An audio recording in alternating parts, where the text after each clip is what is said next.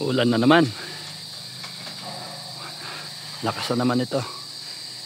May kulog pa. Paikot. Kaya direct hit. Buhos ito.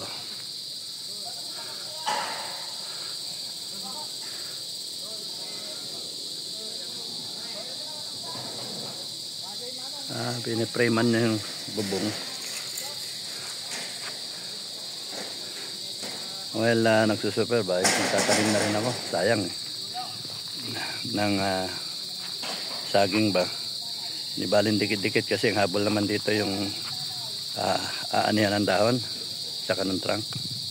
Sa magsuwian yan, dami nito. Nakakainis lang yung panahon. Araw uulan. Naka-align naman pala eh. Merong isang pasaway. Haabutan ng ulan to mga to.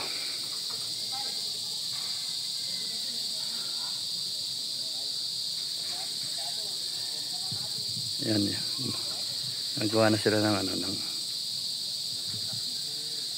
kasi pa yan, ipa-primer bago patong ang bubong. Siguro may bubong yan bukas.